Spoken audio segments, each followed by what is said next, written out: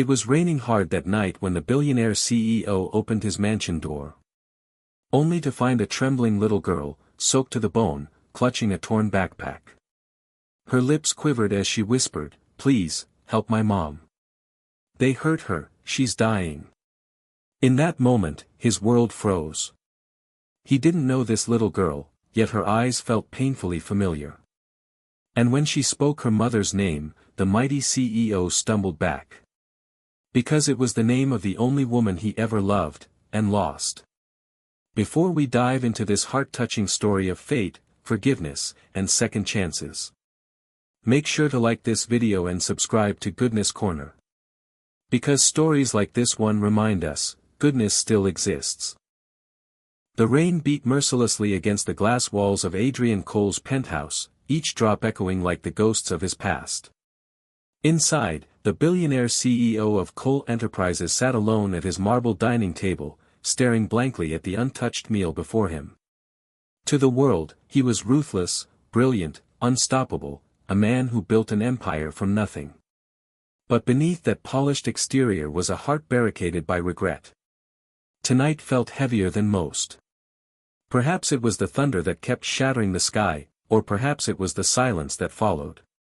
Then, just as the clock struck midnight, came a sound he hadn't heard in years, a knock.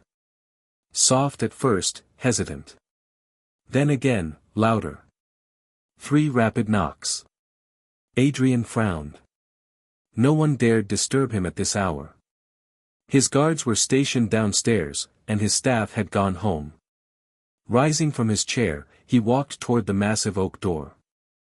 As he opened it, a rush of cold wind blew in, and so did a small figure, trembling, drenched, her little hands clutching a torn school backpack. She couldn't have been more than 7. Her brown hair was tangled, her shoes soaked with mud.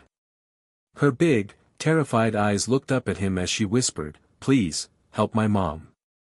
They hurt her, she's dying." Adrian froze. For a second, he wondered if this was some cruel joke. But then he saw the bruises on the child's arms, the scrape on her cheek, and the desperation in her eyes. "What did you say?" he managed, his deep voice cracking slightly. My mommy," the girl stammered. "Some bad men hurt her, she told me to find help. She said, you'll know what to do." Adrian's breath caught. "You'll know what to do." Something about those words struck deep, like a whisper from another life. He knelt down, looking into the girl's frightened face. "What's your mother's name, sweetheart?" The little girl wiped her tears with her sleeve. "Her name is Emma." And with that single name, his world stopped. The air around him turned cold. He felt his knees weaken. "Emma Carter," he whispered, voice barely audible. The girl nodded slowly. For a moment, Adrian couldn't breathe. The thunder outside seemed to fade into silence. He hadn't heard that name in 8 long years. Emma, the woman he had once loved more than life itself. The woman who had walked away after he chose ambition over love. And now, her little girl, Emma's daughter, was standing at his door. Adrian's pulse quickened. "Where is she now? Take me to her." The girl clutched his hand instinctively. "She's in an old building, by the river. I tried to stop the bleeding, but she said to come here. She said, find Adrian." He didn't waste another second.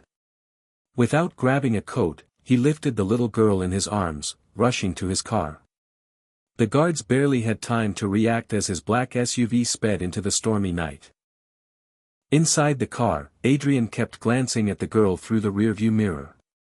She looked exhausted, her tiny fingers clutching the seatbelt. "What's your name?" he asked softly. "Lily," she said. "My mommy calls me her sunshine." His heart twisted. Sunshine. That was the same nickname Emma used to call him when they were younger. As they neared the old industrial part of the city, Lily pointed toward a rundown warehouse. "There," she cried. Adrian parked abruptly and dashed inside with Lily following close behind. The smell of damp walls and rust filled the air. And then, in the dim light, he saw her. Emma lay on the cold floor, her clothes torn, a deep wound on her side. Her face was pale, but even in that broken state, she was still the same woman who had once owned his heart. "Emma," he shouted, rushing to her side. He lifted her gently, his hands trembling. "Emma, it's me. Adrian." Her eyelids fluttered open. For a moment, confusion clouded her gaze, then recognition. "Adrian, you came." "Don't talk," he said, voice thick with emotion. "I'm taking you to a hospital." But she weakly grabbed his hand. "No, they'll come back. They wanted the files, from the foundation. I refused, they said they'd silence me." Her words came out in gasps. Adrian's mind raced. Who? Who did this?" Emma shook her head faintly. "People you once trusted," her eyes filled with tears. "I couldn't tell you before, but I had to protect her." Adrian turned to Lily, the little girl now kneeling beside her mother, crying softly.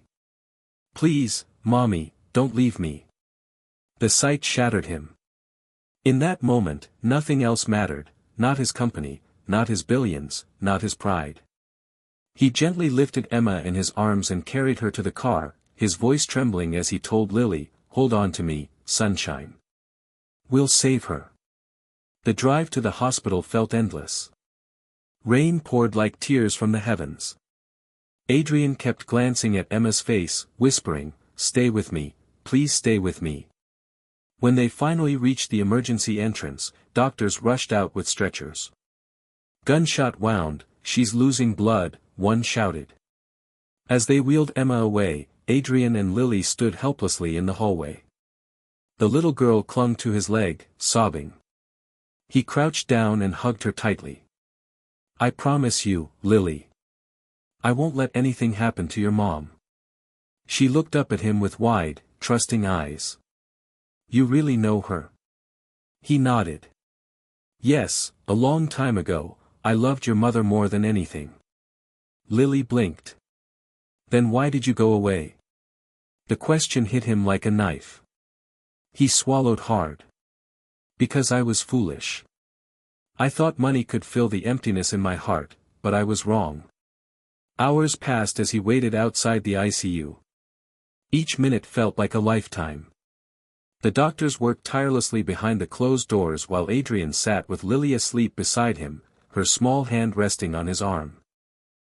His mind replayed the memories he had buried, the day Emma walked out of his life, the letter she left behind, the haunting words, "You've changed, Adrian. The man I loved is gone, replaced by someone who only sees numbers and profit. But if fate ever lets our paths cross again, maybe you'll remember who you were." Now fate had done exactly that, but in the cruelest way possible. Just before dawn, a nurse approached him. "She's stable for now. The bullet missed major organs, but she lost a lot of blood. She'll need rest, and someone she trusts." Adrian exhaled in relief. "Thank you. Please, do whatever she needs." When he stepped into the ICU room, Emma was awake, weak but conscious. Her eyes softened when she saw him. "You shouldn't have come," she whispered. He pulled a chair close. "Don't say that. You needed me. And I should have been there long ago." Her lips trembled. "I never wanted you to see me like this. I didn't tell you about Lily because I didn't want her to grow up in your world. A world where love is measured in money." He looked at Lily sleeping in the corner chair, her head against a blanket. "She's perfect, Emma. Just like you." Emma smiled faintly, tears glistening. "She has your eyes." Adrian's chest tightened. "I missed so many years. I missed her first words, her first steps." Emma reached out, touching his hand. "Maybe this is fate's way of giving you a second chance." He held her hand tighter. "Then I won't waste it. I'll protect you both. Whoever hurt you, they'll pay." But Emma shook her head weakly. Don't go back to revenge, Adrian. Please. Promise me you'll choose love this time. Her plea pierced his soul. For years, he had built walls of power to hide from pain. But now, seeing her broken and fragile, he realized how hollow that empire really was. He leaned forward and whispered, I promise. As dawn's light spilled into the room, Lily stirred awake. Seeing her mother alive, she ran and hugged her. Mommy. Emma smiled through tears, my sunshine. Adrian watched them, his heart full for the first time in years. He didn't know what tomorrow would bring, but for now, he knew one thing, he wasn't letting them go again. And little did he know, the storm that had started that night was far from over. Because outside the hospital, in the shadows, someone was watching. Days later, Emma awoke stronger, but fear still shadowed her eyes. Adrian discovered the truth. The attack had been ordered by his own business partner, Marcus, to hide years of corruption Emma had tried to expose. Furious yet bound by his promise, Adrian turned Marcus in instead of seeking revenge. The media called him a hero, but all he cared about was the fragile smile on Emma's face and the laughter of little Lily calling him Dad. For the first time in years, he felt whole again. Love had saved him, not money, not power, just love.